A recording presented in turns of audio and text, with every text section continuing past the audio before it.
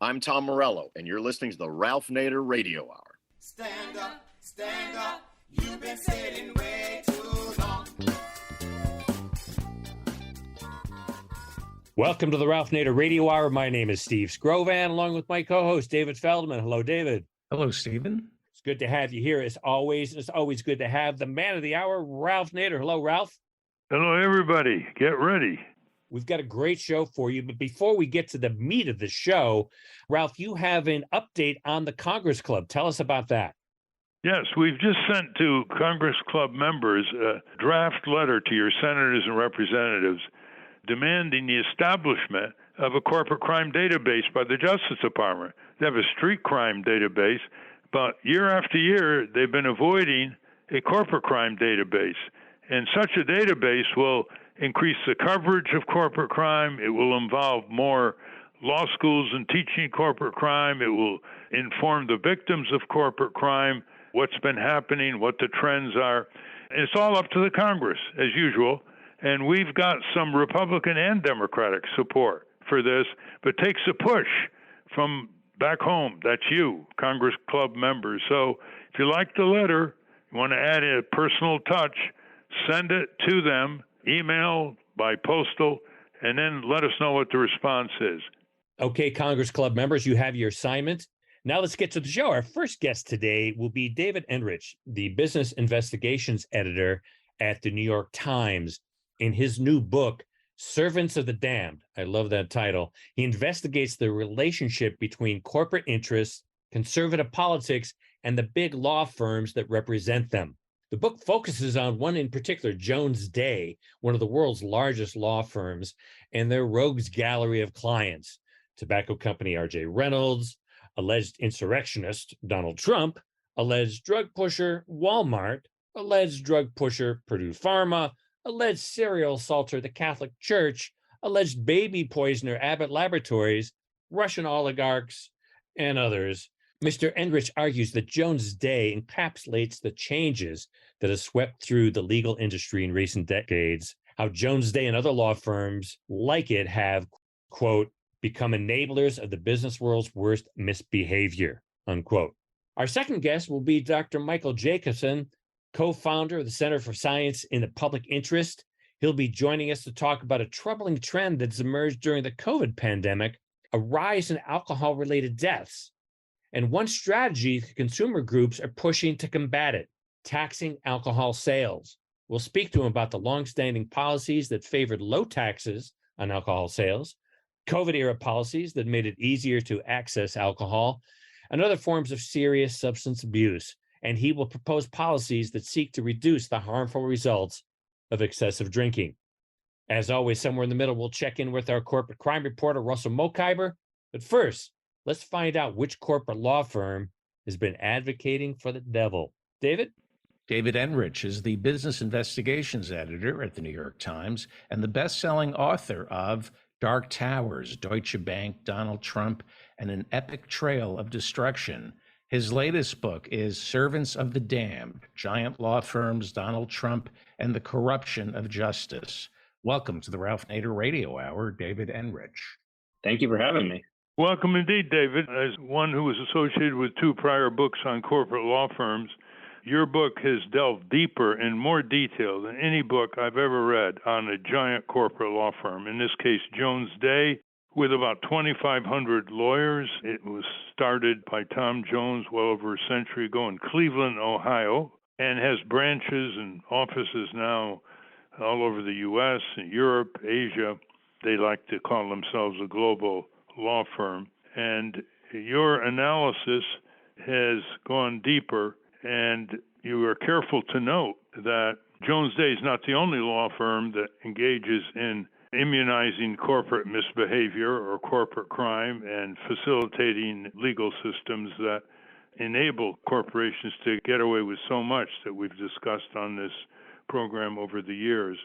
But as sometimes is my custom, just to give the listeners a sense of your style, I like to read a little excerpt from your book before we get into the meat of it. And this, by the way, Jones Day, the title is Servants of the Damned. The subtitle is Giant Law Firms, Donald Trump, and the Corruption of Justice. The reason for Donald Trump is because this law firm was Donald Trump's firm from 2015-16 on, and a lot of its partners went into the White House, went into the Justice Department when Trump was selected by the Electoral College, and then they went back to their lucrative law firm practice after Trump left office. So what I want to point out here in your book, the corporations are represented by these law firms, whether they're criminal corporations or grasping for unfair tax benefits and ripping off consumers. The law firms are often asked, why do they defend these people? And you have an interesting response starting on page 9. They usually say everybody deserves representation under our system of law, and you can't tar the lawyer with what client is being represented. So you say, quote, these arguments are packed with holes. While down on their luck, humans deserve access to high-quality legal services, which they don't often get because so many of the best lawyers are lured to giant law firms, which overwhelmingly represent corporations. The same is not automatically true of companies or other institutions. The Sixth Amendment of the Constitution guarantees the rights of the accused in a criminal trial to, quote, have the assistance of counsel for his defense, end quote. It says nothing about civil cases, much less about out-of-court legal services like helping companies skirt regulations or silence whistleblowers or dodge taxes. Almost by definition, the right to counsel is geared toward protecting the poor and weak, not the rich and strong who can fend for themselves. Law firms don't even really believe in the principle that they often invoke when it suits them. They trumpet their decisions to avoid impolitic work. And then the punchline, as I see it, a few lines down, quote, citing the constitutional right to counsel is a convenient way for giant firms to rationalize this representation and to preempt criticism or even scrutiny of whom elite lawyers serve and how they serve them. Okay, so with that background, David, can you tell us what got you interested in writing this book in the first place? Because most reporters say it's impossible to get anybody to talk about these firms, inside or out. What got you interested? Well, I've been covering business and finance for almost 20 years now for the Wall Street Journal, now for the New York Times. And I've covered countless big business scandals over the years. And every time I'm covering one of those, there's always at least one, often more than one, big corporate law firms kind of lurking in the background. And the dirty little secret as a journalist of covering these things is that the partners at those law firms are often whispering to us as reporters. And they spend a lot of time spinning us and providing us documents and other materials and access to people and information that we wouldn't otherwise get access to. And it always struck me as a little bit slimy, honestly. And it always made me a little bit uncomfortable. But it was very clear to me the just vast power that these law firms were wielding, and not only defending their clients in and out of court, but also just shaping the public's perception of how these fights were transpiring, in large part through the media. And you kind of alluded to this. I mean, it became, or it is, more or less taboo in the mainstream media in particular to really pull back the curtain on the way that those law firms are operating. And that just always, it just never really sat well with me, to be honest with you. And it's always mystified me a little bit why there has not been greater public and media and political scrutiny of these firms, which after all, these are, and Jones Day is one of the largest in the world, but not the largest. And it's raking in more than $2 billion a year in revenue. And so this is a huge multi-billion-dollar industry that receives almost no outside attention. And so I was very eager to find a way to dig into this in a book length fashion. And Jones Day wasn't really on my radar at all until 2020, when I noticed the work that they had been doing, and for years at that point, working for not only for Trump, but also kind of this array of right-wing causes and clients. And so that just kind of piques my curiosity, especially given the events of January 6th. It just seemed like the perfect opportunity to kind of marry my kind of long-term fascination with these giant law firms and how they operate in the shadows with, you know, this political and constitutional crisis that the country was facing. Well, you're a rare reporter here. Reporters have told me when I ask them why don't they cover, they say, well, we go to the editor and the editor says, well, it's a good story, but it's not worth being threatened with a lawsuit. And that these law firms are very quick to do that. But, there's no excuse for the newspapers to continue referring to these giant law firms as prestigious, the prestigious law firm of Covington and Burling. What kind of prestige? They were the fixers for the tobacco and the drug industry, among other things. So they still use that. I've never heard the Public Citizen Litigation Group be viewed as a prestigious public interest law I firm. view it as prestigious. Thank you. Okay, well, let's get down to your book. Now, I thought one of the best chapters in your book, in terms of the endless cruelty of these corporate lawyers, was one on when they represented Abbott Labs that produced an infant formula that the plaintiffs claimed was contaminated and deadly. Can you describe that? Yeah, that's my favorite chapter of the book, too, incidentally. And so the world kind of now knows about some of the issues with powdered infant formula because this has burst into the public stage this year. But just as a refresher, powdered infant formula, unlike ready-to-pour liquid formula, is not sterile. And there's been this pattern going back decades of a type of very deadly bacteria is basically it breeds in the powdered formula. And the bacteria is not harmful to most people, but for babies like under a month old, it can be deadly. And so there's a whole pattern of babies consuming this formula and on rare occasions contracting a type of meningitis that can either kill them or leave them just catastrophically brain damaged. And so I focused on a case that was brought by the family of a baby who was severely brain damaged after consuming Abbott Labs powdered formula. And this was a kind of routine product liability case, or at least it started out that way. I mean, there's no one disputed that the girl, Janine,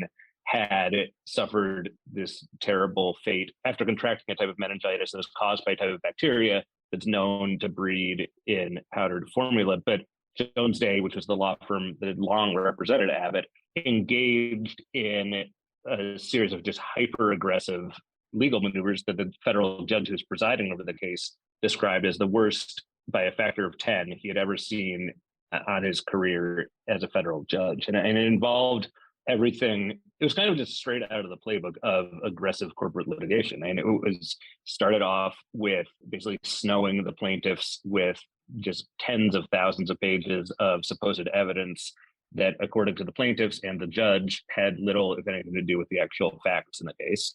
And it's a very effective maneuver because a law firm like Jones Day has, for all intents and purposes, unlimited resources to throw at a case like this.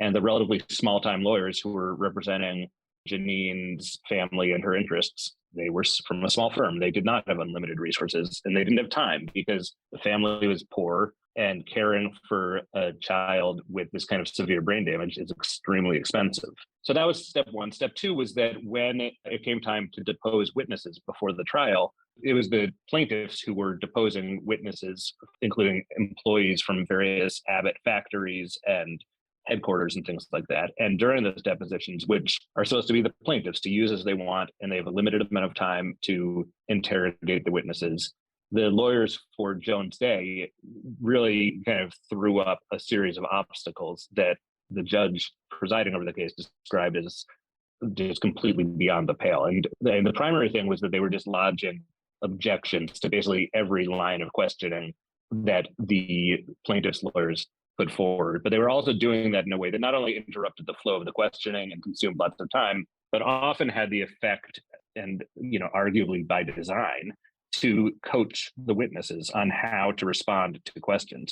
And in some cases, even leading witnesses to amend their answers after they had already given them. And this happened in the course of a couple of depositions. It happened hundreds of times. So this is not just like it happened once or twice. This was a repeat thing that was, just on display for anyone watching it. And it was so egregious that not only were the plaintiff's lawyers upset about it, and the judge was upset about it, but even some of the Jones Day associates who were working on the case, these are lower level lawyers, they were kind of in the depositions just as observers, basically.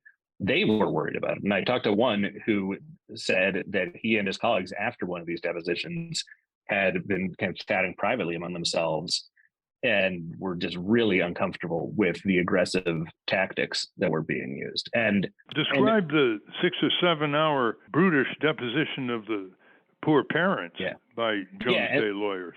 So the tactics I just described are things that I think arguably, and certainly in the eyes of the federal judge, were improper.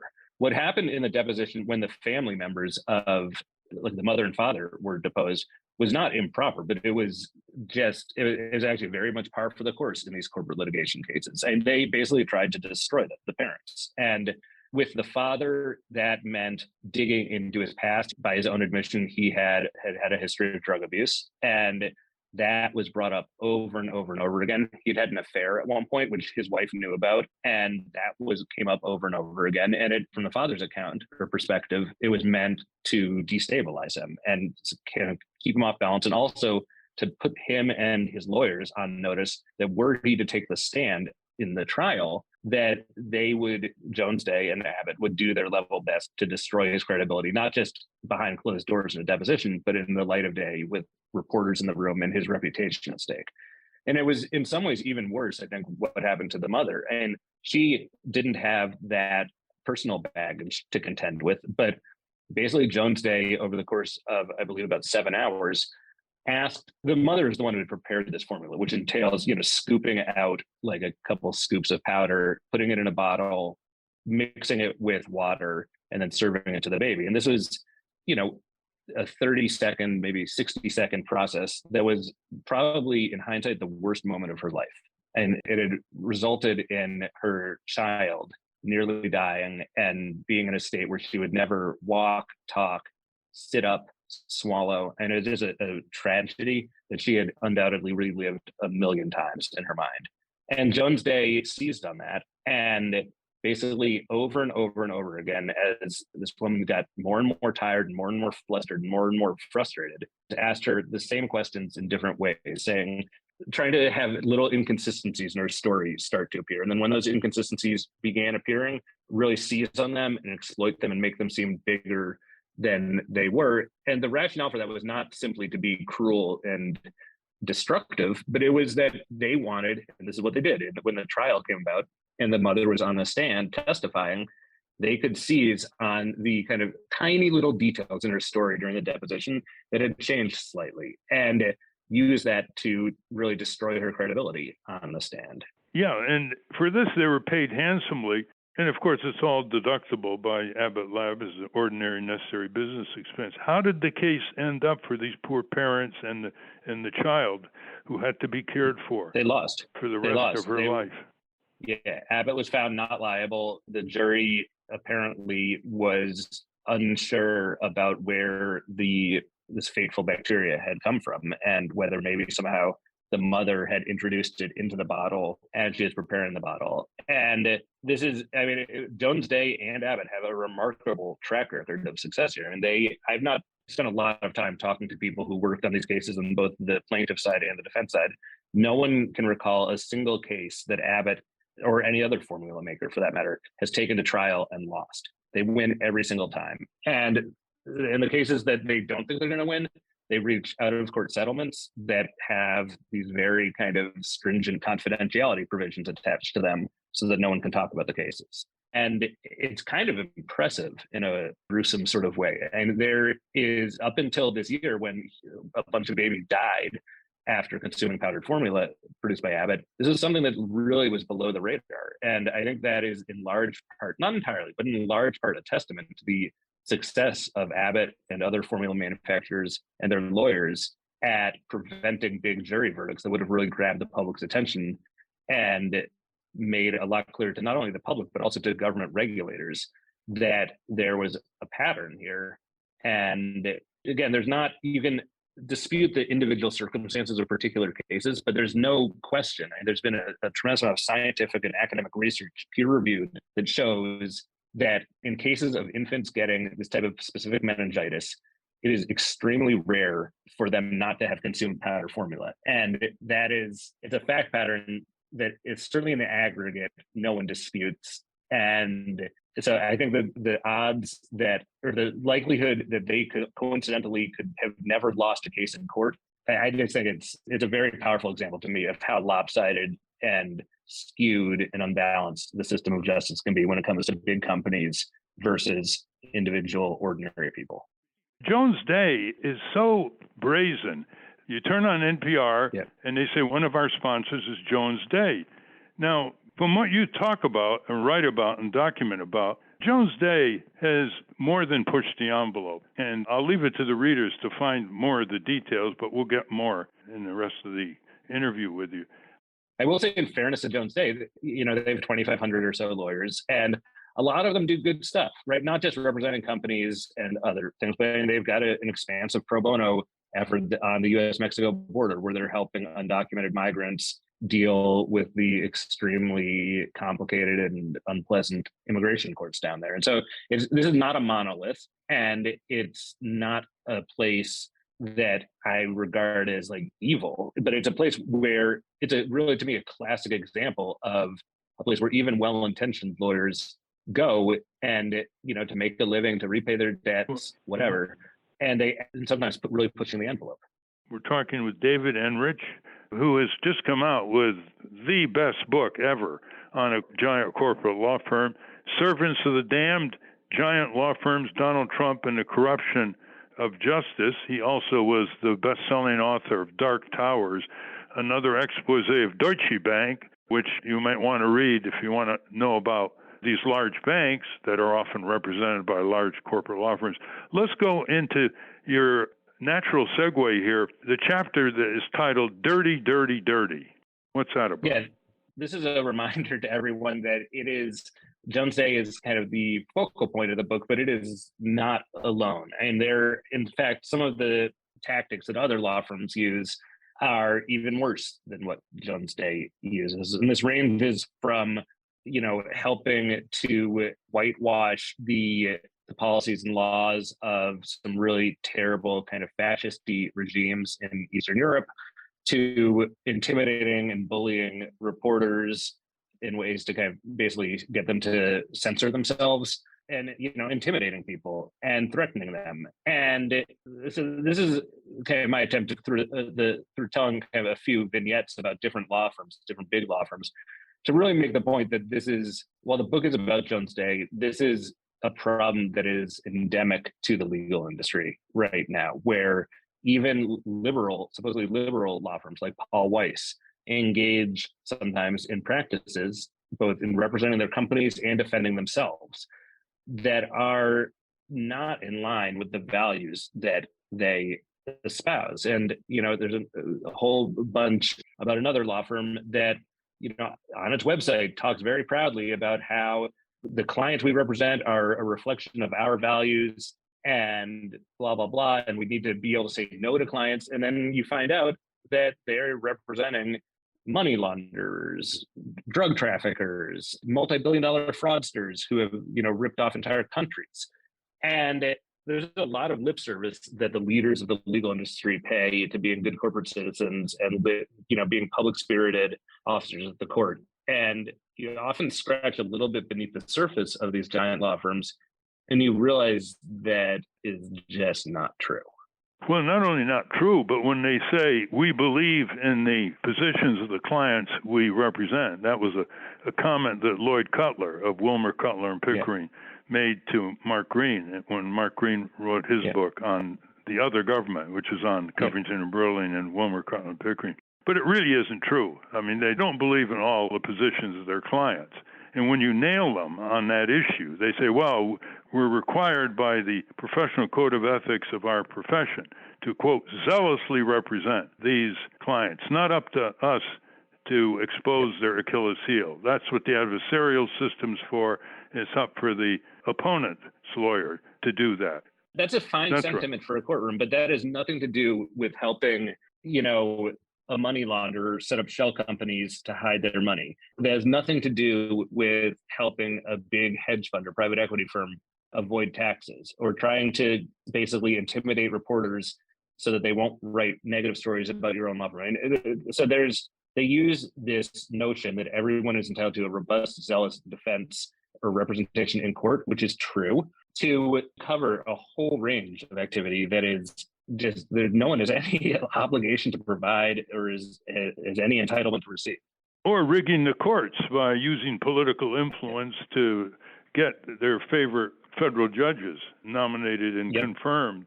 But the other point that elaborates off of what you just said, David, is this constant sending letters threatening litigation against people who had no interest in going after their clients, for example, or just wanted to make public policy in their own town. And discuss this wonderful chapter you had on what Jones Day did to this little town in Massachusetts called Marion, Massachusetts, 5,000 people. And some of the civil servants there wanted to protect their citizens from the ravages of tobacco. Why don't you discuss that?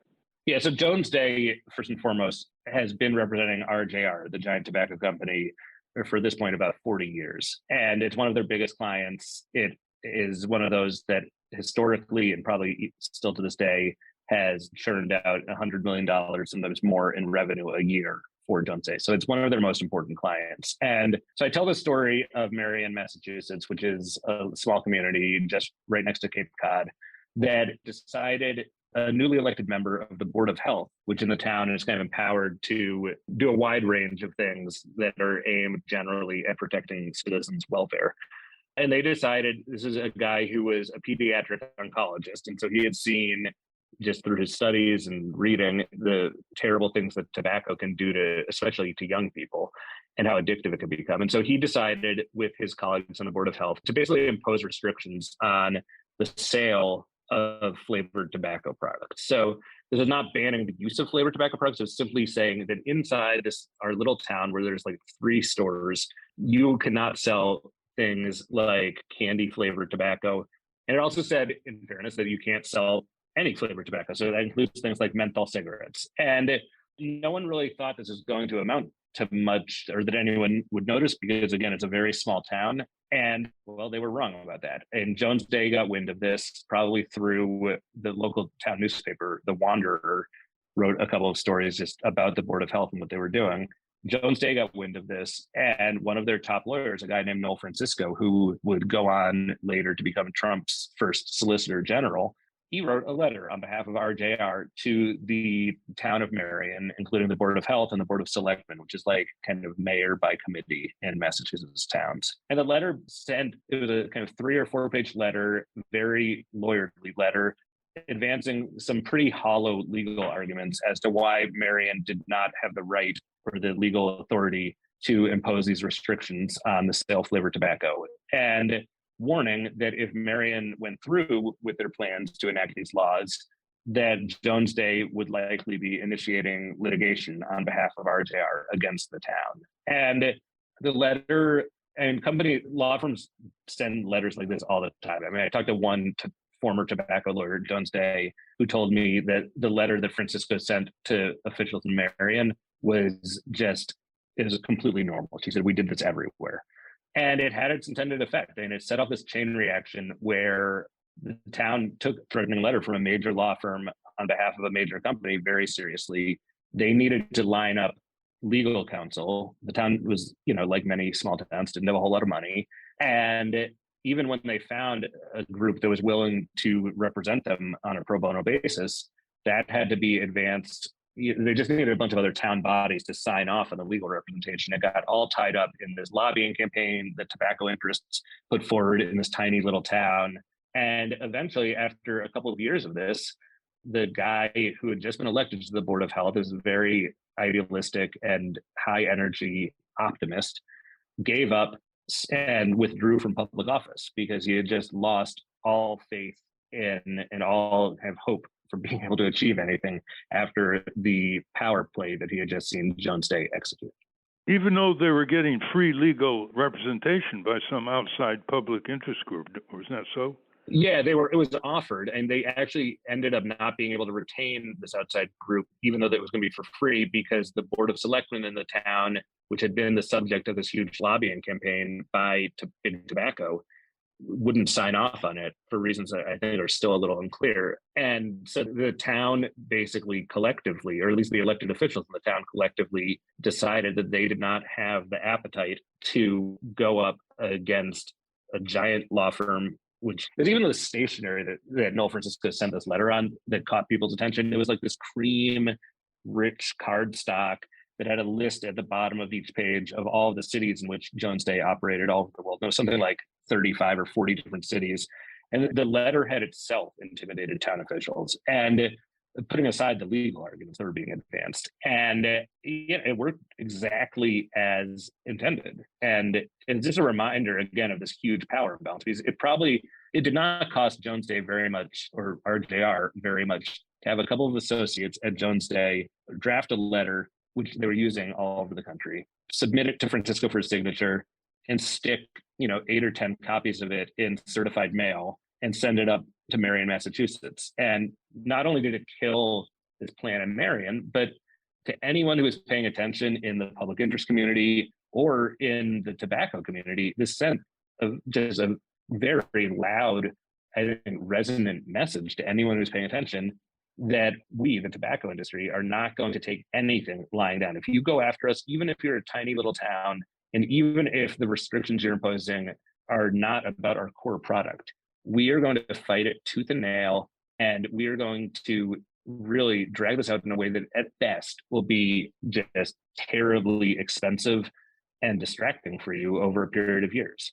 Well, fortunately, the tobacco industry, as you know, lost its base in Congress and it was subjected to hundreds of billions of dollars in settlements when the state attorney generals took them on and they hired plaintiff lawyers to represent them. And the incidence of smoking has dropped from about 45% in 1965 to, I understand, under 14% now, and in places like California, even lower. But what doesn't have a more encouraging ending is what you describe in your chapter, Redefining Shamelessness, and they're representing Purdue Pharma and the opioid industry. Can you tell us something about that? This is Jones Day. So Jones Day is representing not only Purdue Pharma, which is the manufacturer of OxyContin, but also Walmart, which most people don't realize this about Walmart, but it's the largest pharmacy company in the United States. And one of the things its pharmacies had been doing for many years was dishing out Oxy and other opioids to customers basically with abandon. So a doctor who was basically running a pill mill would send in hundreds, sometimes even thousands of prescriptions to his local Walmart. The drug dealer could go pick it up at the Walmart. And even when Walmart pharmacists and even people at headquarters, expressed concerns about this pattern of pill mills using Walmart as basically a distribution hub, it kept going and going and going. And so starting in 2017, 2018, federal prosecutors in Texas, along with the DEA, started investigating Walmart's practices. And the U.S. attorney who was leading this investigation was a guy who was actually a Trump appointee. And so this is both a criminal and civil investigation in Texas. And Jones Day got wind of the investigation and was representing Walmart. And it started, one of the strategies they used was to basically call in their political connections that they had throughout the Trump administration. And the reason they had, without going too far down this road, and the reason they had all these connections is that Jones Day had been representing Trump's presidential campaign. And when he won, this whole kind of army of Jones Day lawyers went from the law firm into the Trump administration, including at many very senior positions at the Justice Department. And so Jones Day's lawyer, who was representing Walmart, was herself a former federal prosecutor, began reaching out to, among others, the people who had until recently worked at Jones Day and were her former colleagues, and were now occupying these very central positions at DOJ in Washington. And those people proceeded to, I don't want to say interfere in the criminal investigation, because I think that's a particular legal meaning that I'm not trying to convey, but they basically issued a bunch of directives that had the result of initially slowing the criminal investigation and then stopping it altogether. And then when the civil investigation was still going on, they basically managed to slow that down as well. And this is something that, as you can probably imagine, infuriated the federal prosecutors in Texas who had been, and the DEA agents who'd spent years pursuing this case and promising justice to the families of people who had overdosed on opioids and died from opioids that they had procured at Walmart. But it wasn't just that. And this also enraged some people inside the Justice Department, including people high up in the Justice Department who had been appointed by Trump himself. And they viewed this as just basically a federal investigation being sabotaged because folks at Jones Day were so adept at pulling strings within the administration. And to me, this Walmart example is really, it's so powerful because, Trump comes into office vowing to drain the swamp.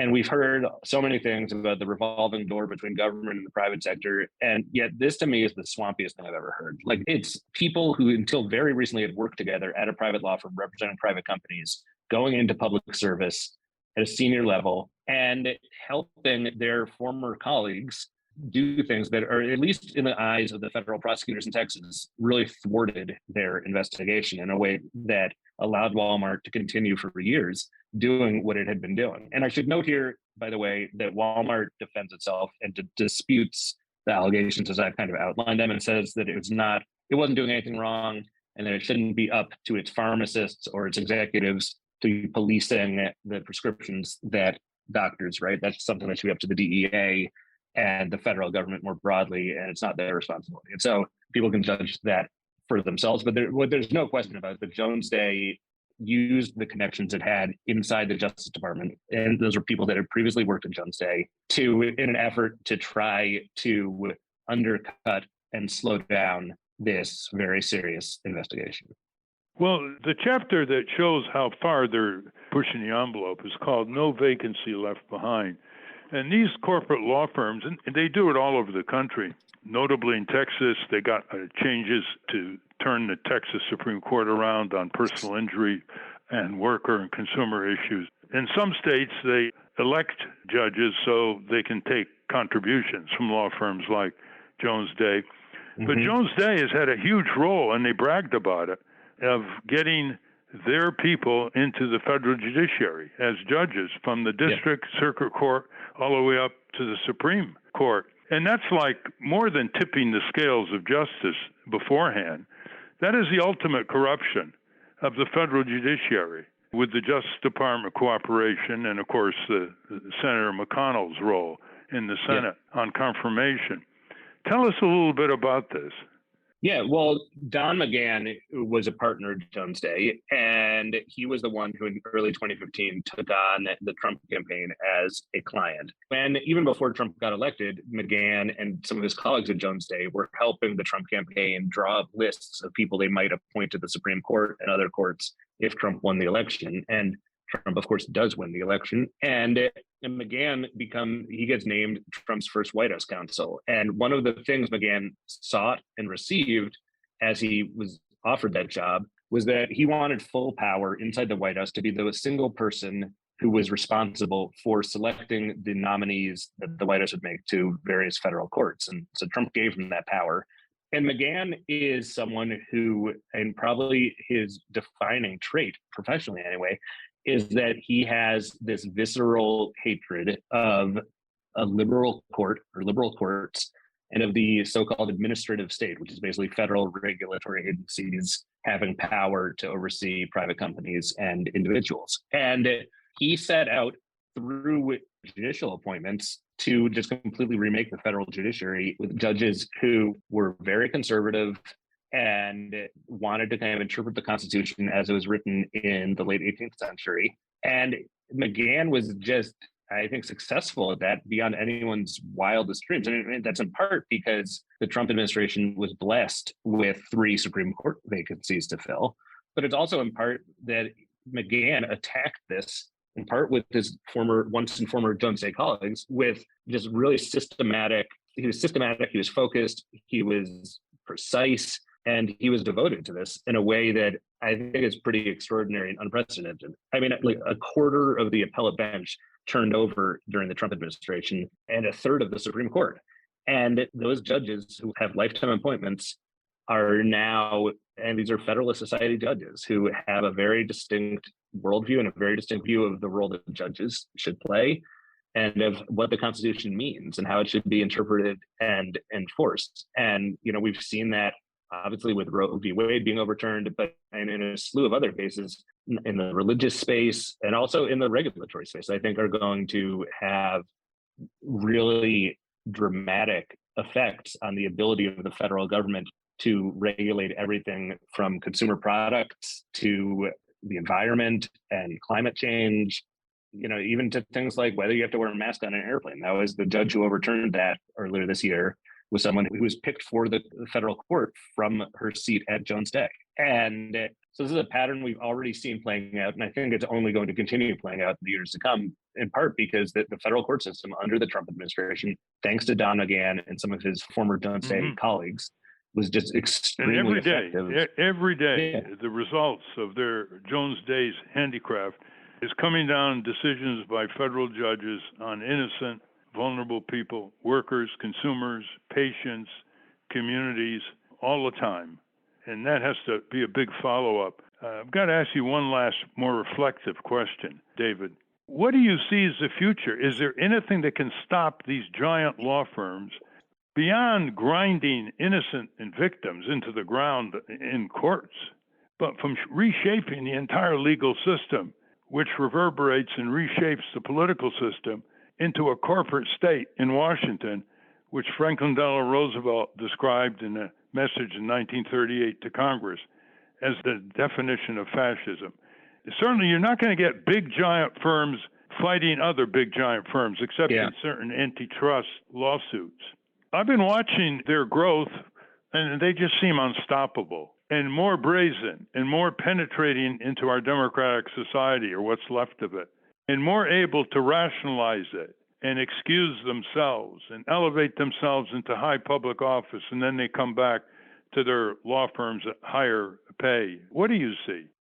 I mean, as a journalist, I have maybe a slightly more modest view of this, which is that my role as a journalist is to provide as much transparency as I can into big, powerful institutions so that they can be not just law firms, but any institution. And that's kind of the definition of journalism here. And my hope and my goal with this book is that it will provide an opportunity for greater transparency and more scrutiny from everyone who's involved, whether it is people already at big law firms or people who are in law school or considering going to law school or people who are teaching people at law school. And I think it would be really healthy for our country and for the legal profession to be maybe a little bit more reflective about the work that they do and the work that they should do, and thinking about the role they play in the society beyond just finding or using kind of the reflexive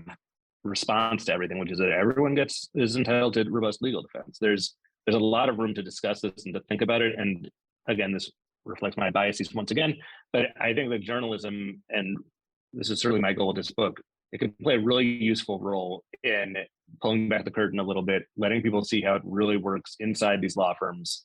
And my hope is that, as Brandeis said, that sunlight will be the best disinfectant. Well, listeners should know that David's writing style is really gripping. In fact, there was a comment on his book on Deutsche Bank by the Philadelphia Inquirer, which called his book Dark Towers a jaw-dropping financial thriller. So don't think this is a dry book on a giant corporate law firm. It's a book that really dug deeper than any other book I've ever read, as I said, on corporate law firms. Well, we're out of time, unfortunately. David Enrich, the author of the new book, Servants of the Damned, just out, published by HarperCollins. The subtitle gives you only a glimmer of what's in this wonderfully recounted narrative. It's called Giant Law Firms, Donald Trump, and the Corruption of Justice. Thank you very much, and good luck on the book. Thank you so much for having me. It's been great talking. We've been speaking with David Enrich. We will link to Servants of the Damned at ralphnaderradiohour.com. Up next, Michael Jacobson joins us to talk about taxing alcohol. But first, let's check in with our corporate crime reporter, Russell Mokhiber. From the National Press Building in Washington, D.C., this is your Corporate Crime Reporter Morning Minute for Friday, September 23, 2022. I'm Russell Mokhiber. A lawsuit by 5 Hertz customers has accused the rental giant of faulty inventory tracking that caused the drivers to face wrongful arrest for car theft. The The lawsuit filed in Delaware Superior Court said the 5 named customers were stopped in the past year by police and held at gunpoint for renting and driving vehicles that Hertz incorrectly reported as stolen. That's according to a report in the Wall Street Journal. Such instances have been a continuing issue for Hertz, according to the plaintiff's lawyer, with at least 300 since 2015. A Hertz spokeswoman told the Journal that the company has already sent almost 60 confidential settlement offers to individuals who had a negative experience with our company. For the Corporate Crime Reporter, I'm Russell Mokhiber. Thank you, Russell. Welcome back to the Ralph Nader Radio Hour. I'm Steve Scrovan, along with David Feldman and Ralph. Studies have shown that increasing taxes on tobacco has been a powerful tool for reducing smoking. Could it do the same for excessive drinking? David? Dr. Michael Jacobson holds a PhD in microbiology from MIT and has dedicated his life to advocating sound nutrition and food safety policies.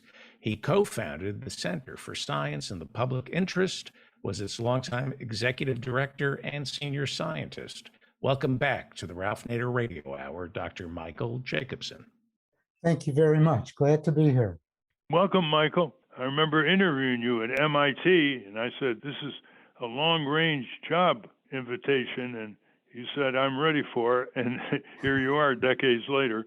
Readers may be interested to know that Michael established the widely circulated Nutrition Action, which comes out 10 times a year, which in very clear terms helps you and your family achieve nutritional awareness and nutritional foods.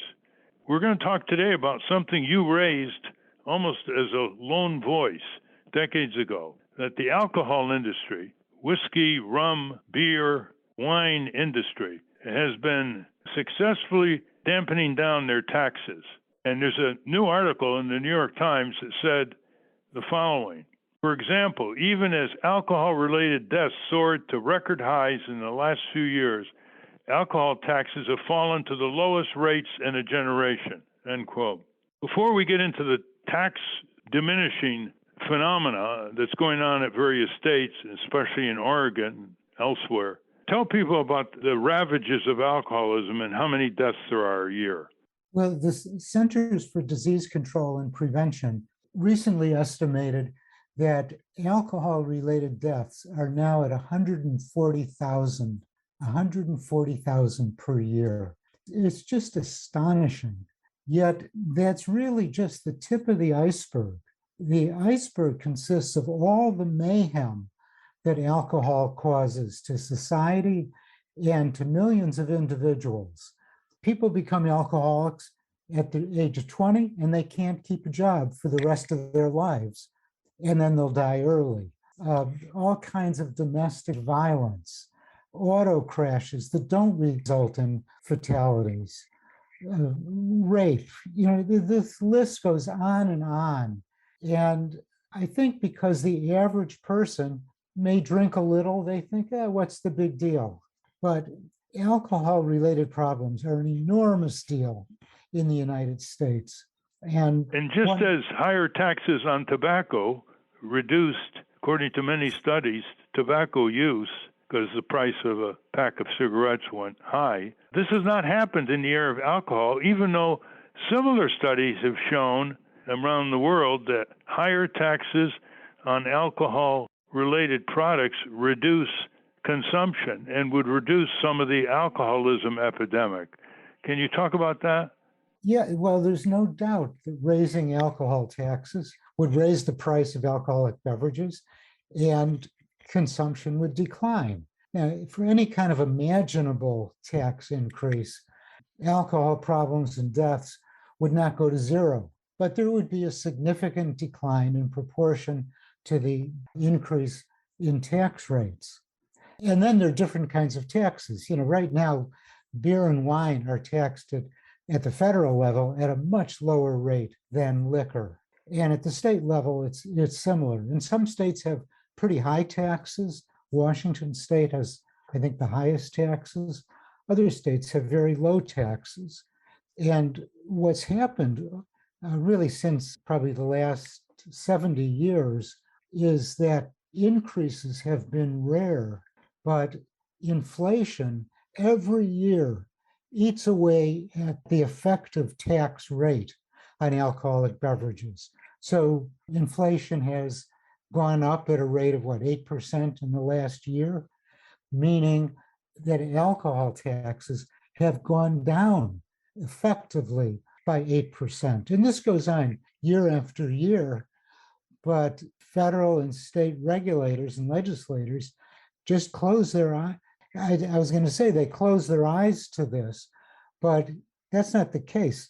Their eyes are closed to this by campaign contributions and powerful lobbying at the state and federal level against raising taxes.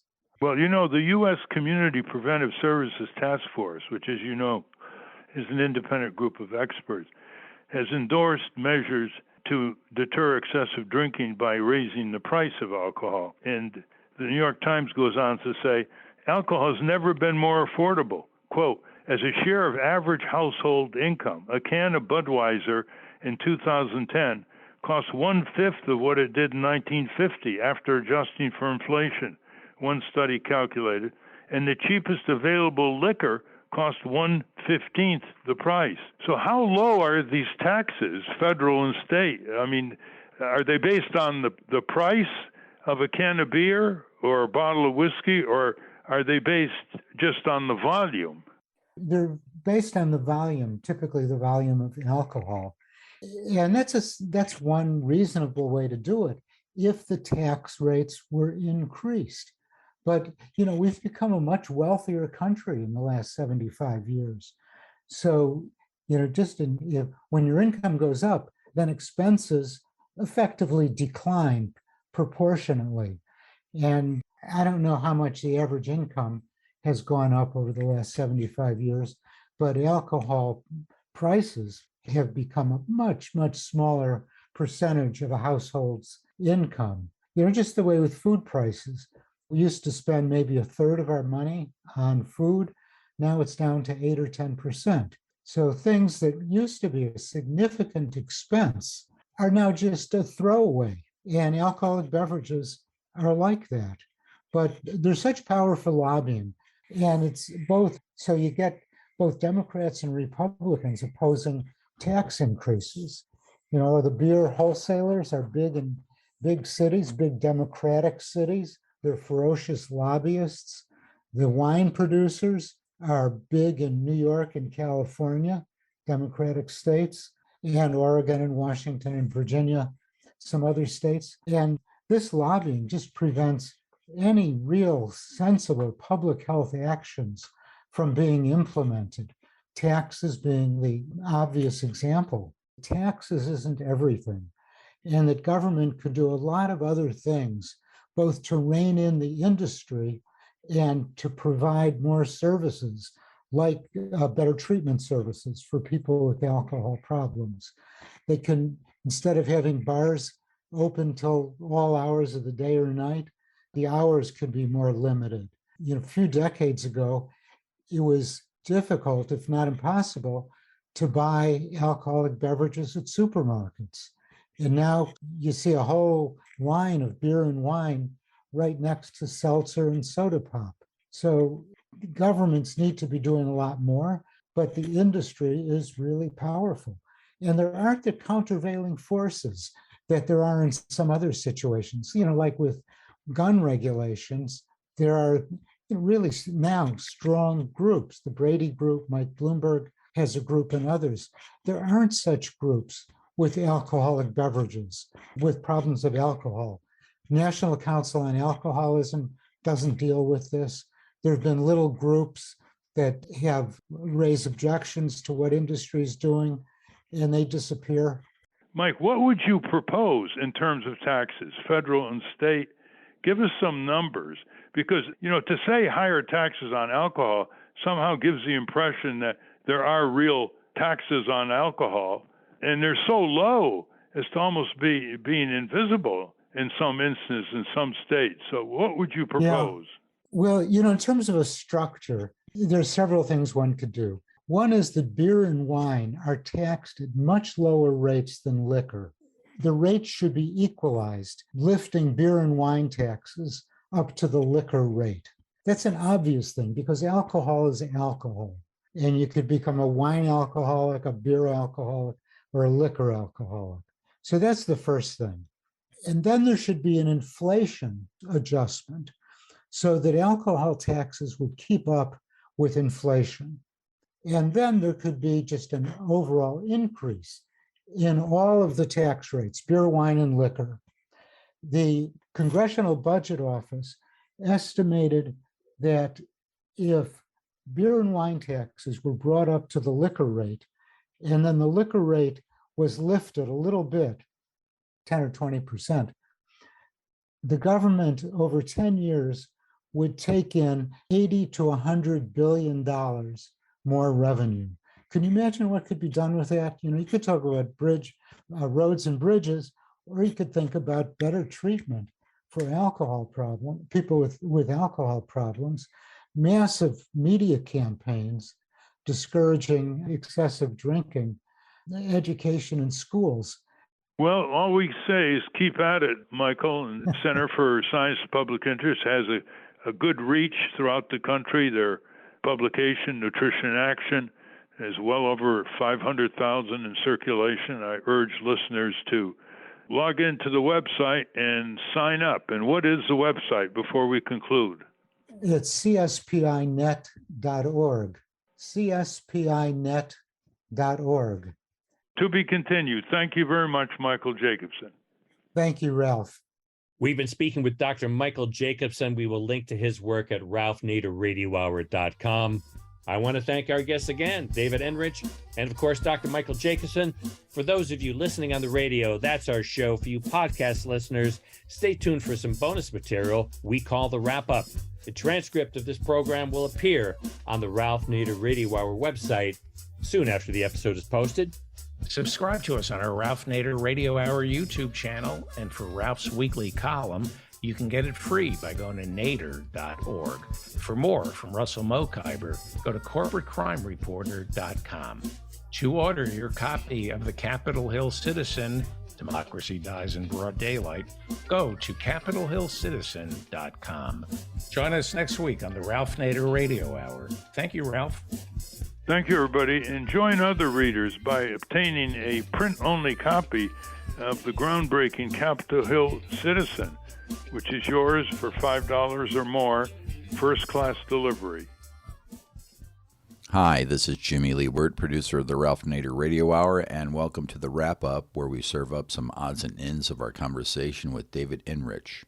What do they get an hour for these cases? Just once in your book, I noticed that Jones Day's lawyer were getting $1,450 an hour. What are the normal billing is for it's a brutish probably in that case neighborhood like this?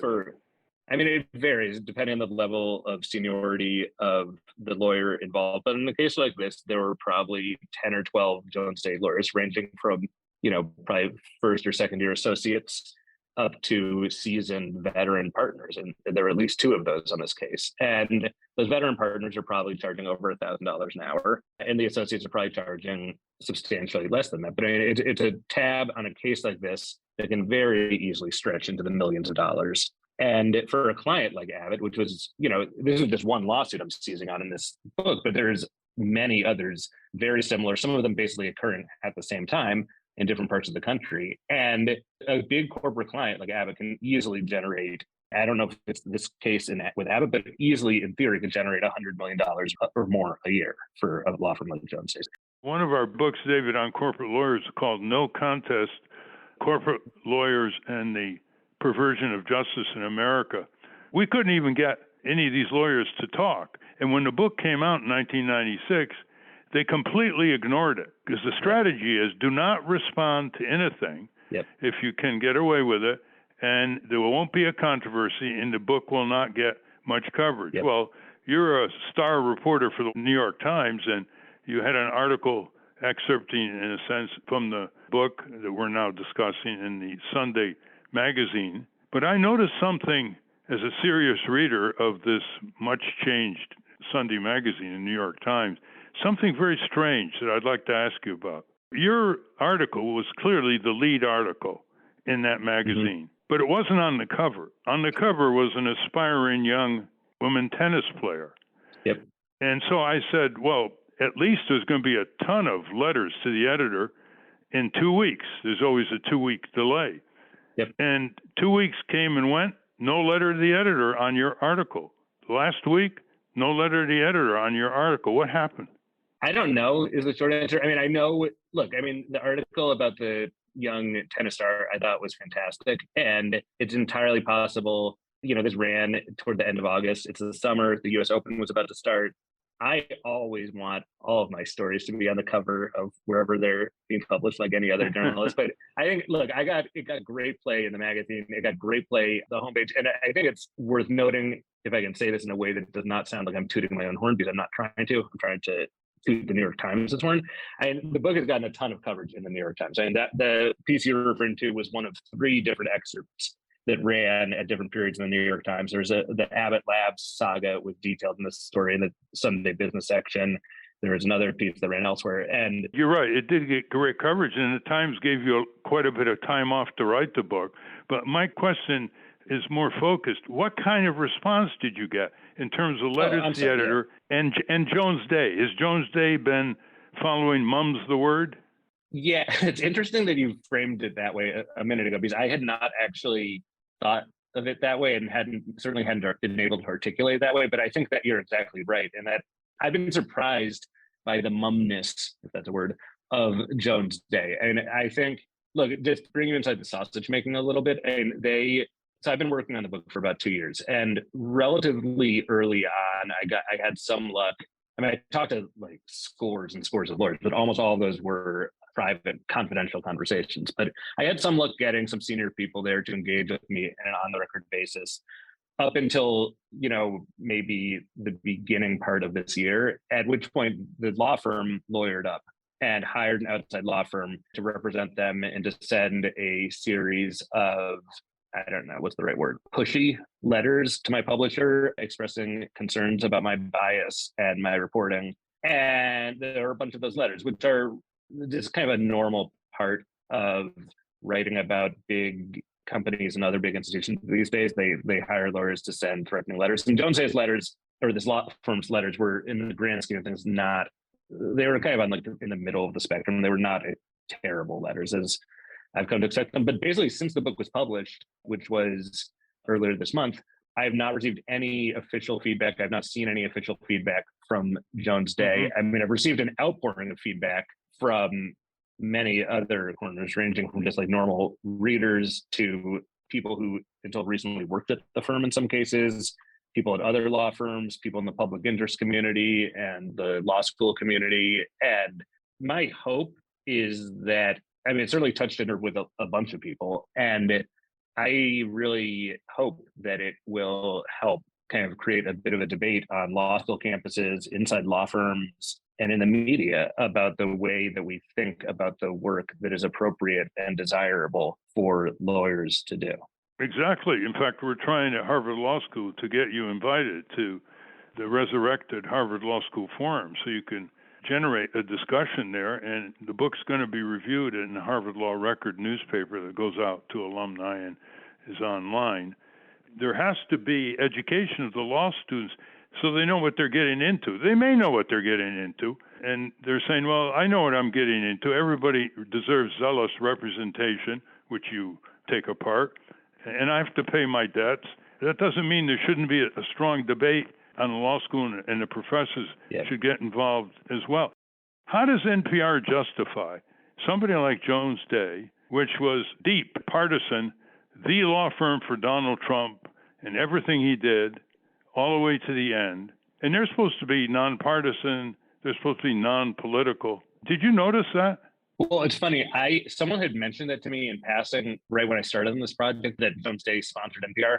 But I had the great honor recently of being interviewed by Terry Gross for Fresh Air, which is their flagship interview program, and she had to, at both the beginning and the end of the episode, include a disclaimer or a disclosure that Jones Day provides what they refer to as underwriting services, which means giving them money. And so I think to NPR's credit, and again, I'm talking my own game here, but they had me on And it was not a segment that I'm sure very many people at Jones Day would have liked. And, but these law firms in general have, as you said, done this just incredibly good job over the years of casting this wide range of work that they do that has nothing to do with representing accused criminals or even accused companies that are in civil litigation. They've done a great job of casting that under the umbrella of constitutionally protected and ethically sound legal work. And when in reality, a lot of this stuff goes just completely above and beyond even the most expansive definition of what would constitute work to which people are ethically or legally entitled. And I think the fact that someone like Jones Day is simultaneously representing the Trump campaigns and has its once and future lawyers high up in the White House and in the Trump Justice Department, and at the same time is got an ad campaign essentially on NPR, which reaches, I would imagine, a primarily liberal audience, that it really speaks to how they're trying to have this both ways. We're trying to get a leading Jones Day partner on the show. You can imagine how unsuccessful we're going to be, but that's the way they persist. If they can't write the laws without criminal penalties for corporations like the aviation auto safety law, if they can't dilute at the beginning the regulations that finally emerge from EPA or FDA, if they can't find their own ex-partners in the Justice Department, putting a hold on and restraining prosecutors, they will drag on these cases endlessly. It's called wars of attrition, and wear down the plaintiffs, because the plaintiff lawyers usually get a contingent fee. So they're not getting paid by the hour. They only get paid when they win. So they grind them down with paperwork and tons of boxes of material that may not be relevant that the plaintiff lawyers asked for in terms of relevant material. They just fill it up with more irrelevant material just to take more and more hours out of the plaintiff's time factor. You know, you described this, and the Jones Day lawyer for Walmart, and maybe still is Karen Hewitt, who you describe as a bare-knuckles litigator and ferocious in defending Walmart, which raises an interesting question. In recent years, Jones Day has taken on more women lawyers and more lawyers of color. And other than providing a little bit more equal opportunity for pursuing a legal career, have you found that that has made any difference in terms of humane elements inside Jones Day? Or do they behave like the male lawyers, I don't know. bare knuckles, push the envelope? I know you have one star lawyer who is a clerk for a Supreme Court justice. She hailed from the Barbados, and she couldn't take it. She quit in disgust. So has this broadening out of diversity affected the way Jones Day operates? I don't know is the short answer. I'm not sure we can draw kind of a straight line between like someone's gender or background to saying how they necessarily would act in these certain cases. What I have seen, though, and again, I say this in fairness to Jones Day, they're a law firm with 2,500 lawyers, give or take, and they're representing obviously a lot of companies using very bare-knuckled, hyper-aggressive strategies, but they're also doing work, pro bono work at times where it's frankly life-saving, right? And to me at least, and this reflects my biases maybe, but it's the very definition of humaneness. Again, I'm not sure that's a word, but the law firm has a lot of kind of internal contradictions, I guess, or at least there's kind of some paradoxes there and tension inside the place. But so on the one hand, they are doing some, I think, very humane work pro bono. But on the other hand, they're doing things, and their once and future lawyers are doing things we're doing things inside the Trump administration that ran completely counter to that. And certainly the bulk of its work, the overwhelming majority of its work is kind of cutting against, I would say, a lot of the really admirable stuff that they're very proud of in the pro bono space. And frankly, I think it's always better to be kind of candid about this. And that's a circle that I had a little bit of trouble kind of squaring in my mind. Like, I think it is something that is very strange, and I've never seen anything quite like it, to be honest with you. David, I wanted to ask you, and you kind of touched on it just now, was the legal profession always like this? Was there ever a different ethic? Were they always so profit driven and entwined with business? And if so, what changed? There is no way to answer that question quickly, and so, but I'll do my best. And the short answer is yes and no. I mean, there's a long tradition of law firms, including Jones Day, representing big companies. But there are a couple of things that have changed. One is that big companies have gotten a lot bigger, and law firms have followed along on that path. But and I think that other things that have happened is that the legal industry, until relatively recently, didn't consider itself to be an industry. It considered itself to be a profession that operated with different values and different rules than a normal business. So, and lawyers, for example, were not allowed to advertise. You know, all these the highway billboards you see now, that is a relatively recent invention, and going back 40 years probably. And it is, lawyers weren't supposed to promote themselves. They weren't supposed to go out and solicit business. And so the practice of the law has really changed as it became much more commercialized. And as lawyers began to be celebrated as, you know, kind of like Hollywood stars or professional athletes, at least in a kind of narrow trade media sphere. And it set off, and starting about 40 years ago, it set off this absolute arms race for more lawyers, more money, more lucrative corporate assignments, more offices around the world. And the result, which I don't think was always visible in the moment, but I think is very clearly visible now, is that this is an industry like any other, and operating in just as cutthroat a way as you would see a big bank operating. And that's something that I think a lot of lawyers from a few generations ago would just find really sad. Also, you point out in your book that they're offering Supreme Court clerks after 1 year in the Supreme Court $400,000 bonus. It's like they're athletes just to join Jones Day. And they brag about how many ex-Supreme Court clerks are working in Jones Day. Why are they offering that kind of bonus to them?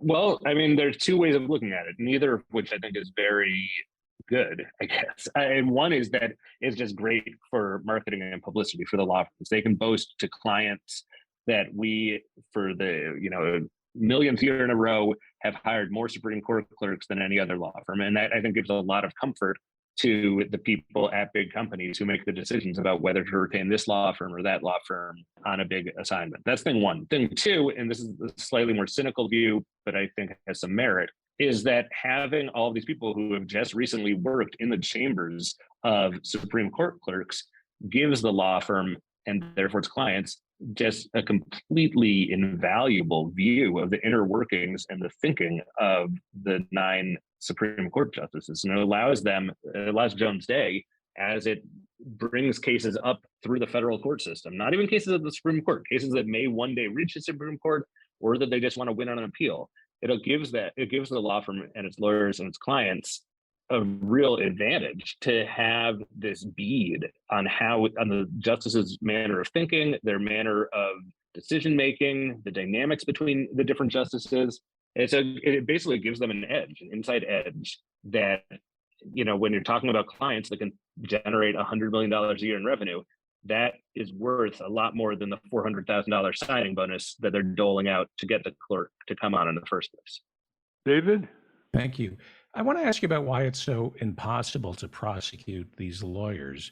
2 of Trump's lawyers working on the classified documents case allegedly promised federal agents that Trump had returned all the classified documents. I think Christine Bobb, one of the lawyers, was the custodian of records, and she signed a document promising that all the documents at Mar-a-Lago had been returned. Now she's retained a very expensive criminal defense attorney. And I was happy to hear that because I'm rooting against Trump. Is there something unseemly about the Justice Department prosecuting Trump's lawyers? And is that what gives law firms like Jones Day such latitude? They work the margins because they know the government can't be a prosecutor and a persecutor. It's just unseemly to go after the defendant and the attorney. You know, I'm not sure I would quite classify it that way. There's a law firm like Jones Day. One of the great values that they bring to the table, I think, is that they are experts at adhering to the law. And that doesn't necessarily mean everything they're doing is necessarily kosher or above board, but it means that they are really good at finding the intricacies and the nuances and the loopholes in the law so that they can work in a way that is legal and adheres usually to the profession's ethical codes. But even if it seems to a layperson to be just totally outrageous behavior. And I think that's one of the great advantages that a giant professional services firm like Jones Day brings to the table. I think a lot of these other lawyers, I'm not referring to any in particular, but in general, the kind of two-bit lawyers that have gravitated toward Trump over the years and now have, found themselves in legal jeopardy for one reason or another. I mean, those are people who I think would not be hired at any corporate law firm because they are manifestly incapable of, or allegedly incapable of, following the laws. And I think that in some ways is Jones Day, I think, would probably kind of smirk at those people because they've messed up, right? That's the problem. And Jones Day, for all of its sins and for the sins of all the rest of these giant law firms, one thing that is undebatable is that they're really, really good at their jobs. And that means knowing how to not only kind of help their clients navigate treacherous terrain and find the loopholes and the weaknesses in the laws, but it also means they can do that themselves as they're operating and as they face their own legal threats. Ralph, do you agree with that they're good at their jobs and they obey the law? Oh, yeah. I mean, they're very adept. That's why they constantly expand their power. They're very adept at gaming systems that are supposed to hold them accountable. They're very adept at achieving allies that most lawyers would never be able to corral. And they're very adept at billing so that they can keep this money machine going to expand their influence. Well, listeners might know that David is the son of a very celebrated law professor at Northeastern Law School, was Peter Enrich, who brought what could have been a historic case to successful conclusion that would have stopped these corporations from getting states to bid for their business, for their plants. So, like, okay, the GM wants to build the Saturn plant. What state is going to give them the most subsidies, the free land, the infrastructure? And this kind of race to the bottom has enriched these corporations and depleted taxpayer dollars as well. Before we get into your book, could you just summarize? He did win in the courts up and through the Federal Court of Appeals in Cincinnati, and then what happened? It went to the Supreme Court, and I was sitting in the audience as a proud son. And it was, I believe, I might be getting this wrong, but I believe it was a unanimous decision that the plaintiffs in the case lacked standing. And I think that proved, I'm not an expert in this. This is something that I have tried to not be an expert in because it's my father, who I love and admire. But my recollection is that the standing issue proved to kind of be the Achilles heel of the entire case, because the ruling was basically that nobody had standing to challenge these competitive tax incentives. Which is a complete cop-out, actually. It's the typical cop-out of the federal judges say, well, you may have a good case, but you don't have standing. Well, in this case, it dealt with the Jeep plant, didn't it, in Ohio? Yep. And the plaintiffs were who? I believe the plaintiffs were citizens of Cincinnati or Ohio, wherever it was in the state, that were basically argued that they were suffering because the state had basically given up tax incentives. I might be wrong about that, though. So this is not something, you're talking to the wrong Enrich about this one, even though I am a very proud son. Right. I think you're right. I think it was basically taxpayers saying, why do they have fork over taxes to a private capitalistic corporation in return for expanding an auto plant in Ohio, which was being bid for, I think, by state of Illinois and other nearby states. And that's a wrap. Join us next week on the Ralph Nader Radio Hour. Until next time. Stand up, you've been sitting way too long.